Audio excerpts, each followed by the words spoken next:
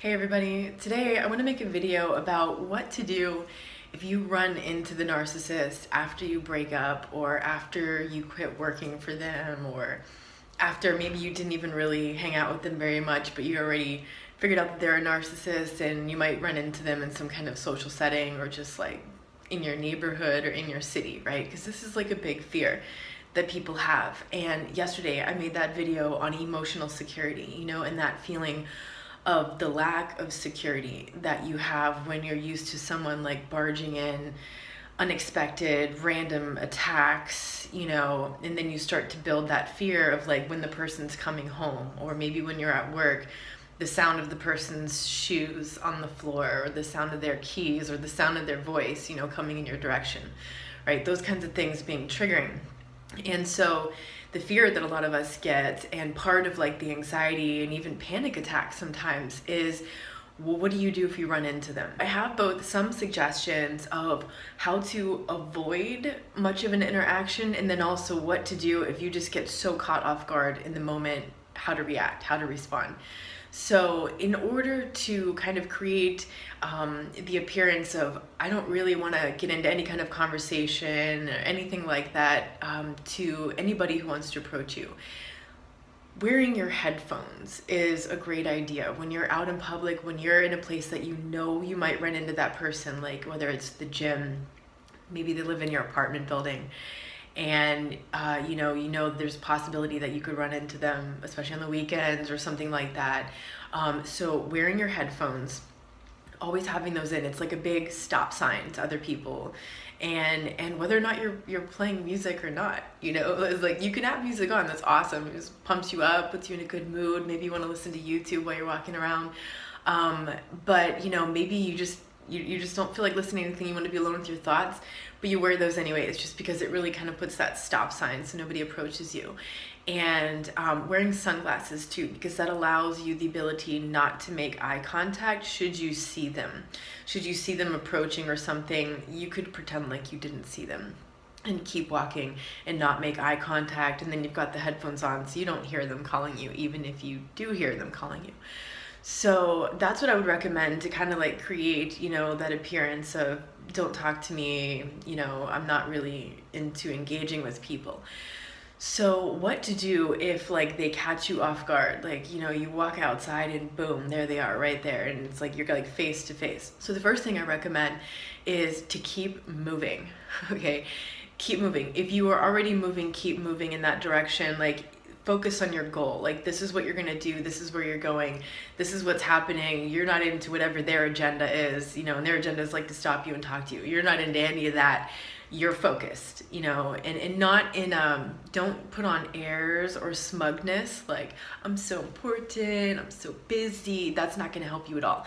That's going to attract, this narcissist to want to like get in on that, because that looks juicy. There's like something good over there. You just want to look like it's just so boring and you're in a hurry and you just don't have time for that. But there's nothing really interesting going on here. So don't paint the picture that this is a really interesting thing, because you don't want that person like running after you and like tagging along like a lost puppy, because a lot of psychopaths do that. I don't know if any of you have noticed, if you were in a relationship with like a psychopathic kind of character, the parasitic type, they follow you around like a lost puppy at first. Like, they're on you. You imagine like a kid is like holding on to like the mom or dad's leg, and they're like, going around with the parent like on the leg. Like, that's what it's like at first sometimes. So you don't even want to welcome that.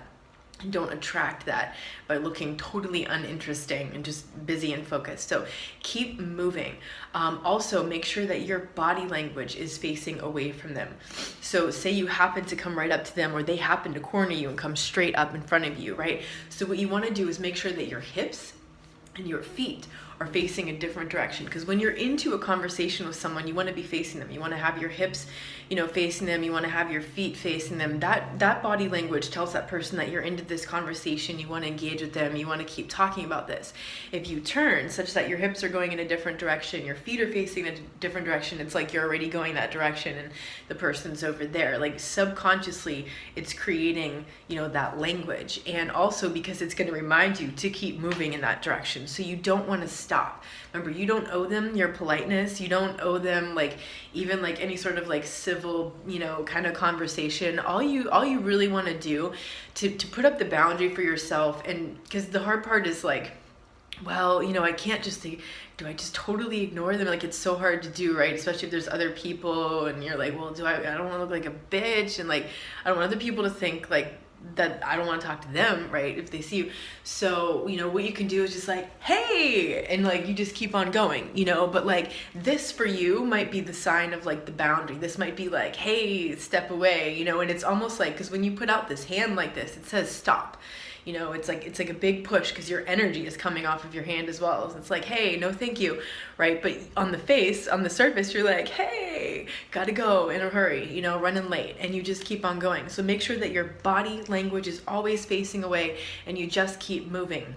If for some reason you were like stopped, like dead stopped, and they just totally caught you off guard, and you know, came right up in your personal space, because you know how they do, and they come right up to you, and you know, it's like you feel like you're trapped in there. Oh my gosh, I gotta go, I'm sorry, I just realized the time, I'm running late, wow, you know, and just take off, and don't even wait for their response, because remember, this is not a conversation. You're not trying to have a conversation. It's not a two-way thing. It's more like, here's what I'm putting out there so that you stop. And a narcissist is usually going to be more concerned with public perception. So they're usually not going to make like a total jackass of themselves in public. Like, hey, wait, hey, they're not going to do that kind of thing usually, unless they're like super, super, super desperate. And sometimes they'll get to that point too. And if that's the case, just don't respond to that. Just let them do what they do, and just let it be a spectacle for other people to notice. And like, that has nothing to do with you. Remember, you don't have to own that. And this is something that I've struggled with in the past. Like, when people do awkward things or say awkward things, feeling like I had to clean up that mess, or like I had to diffuse that, or make them feel better about themselves or something. And like, I could have been in the line at the coffee shop, and like, you know, a lady in front of me like says something really awkward, and I'm supposed to like respond to that. And when I finally realized that I didn't owe anybody that. That's not mine. I didn't put that out there. You know, so somebody puts it out and you're in line and you're stuck because you're about to order next, right? You're not gonna like run away. But just to make it really clear that you're not engaging, you know, when someone does that and, you know, they drop whatever awkwardness, you just kind of go,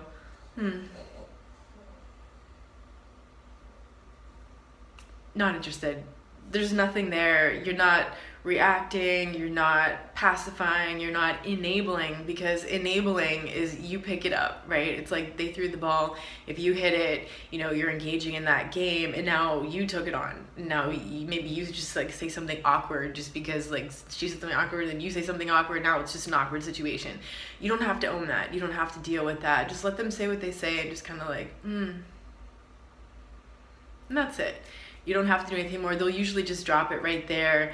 They're gonna probably look for like, you know, and then just be interested in something else, you know, like something to order, or something that's for sale, some sign, your cell phone, right? Whatever it is, you don't have to own that. So these are some tips if you should run into them in public. And just remember, you know, creating some kind of trigger, and you'll want to like practice this even in the mirror. I know that sounds silly, but it can be really traumatizing in the moment when you run into that person. Like, the amygdala switch can get kicked on, the amygdala hijack, right? Because like, you remember the abuse that took place, or maybe you didn't get into a relationship with this person, but you already know who they are and you don't want to go there. You remember from the past what that abuse looks like, so it triggers you. Like, every, you know, heart starts beating, and you know, when the amygdala switch gets hijacked, you lose like that thinking brain. Like, you use the capacity to access the part of your brain that could think of strategies and things to do and things to say, right? So you want to set this up so it's like an automated response from you. It's like superhero training, right? Like, you go through this training and then you're in the moment, and then the training takes over. You don't have to think about it. So if you practice this, like, hey, you know, and walk away, and you just keep practicing this, you know, and moving your body so that your body remembers too. It becomes like kinesthetic memory. When I see that person, I turn my body away and I make a sound, you know, I make a sign like this, and hey, see ya. and I'm on my way, you know. And so whatever that is for you, that's what I like to do, you know, because that's my trigger. That's how I set it up in my body. So you set it up for yourselves, whatever that feels most comfortable, whatever feels like you're putting up that boundary and you're comfortable with how you're handling that, you know, like you're not being like a total bitch or a total jerk, you know. You're giving that sense because you don't want to trigger their aggression or their need to like one up you. So if you're like super rude at them, again, that's gonna look juicy and they're gonna want to get in on that. So if it just looks like this, you know, neutral kind of like, they can't really argue with that, nothing sticks, you're not giving them an in, you know. And again, if they try to follow you, just, I'm in a hurry, I gotta go, I'm sorry, I got my mind focused on this meeting I got, you know, whatever it is. But just like, you know, get them to back off, because remember, that's your space. You're entitled to have your space. You're entitled to feel safe, you know, in society, in your neighborhood, at the gym, in your apartment building, wherever it might be that you're used to running into these people or that you could run into them.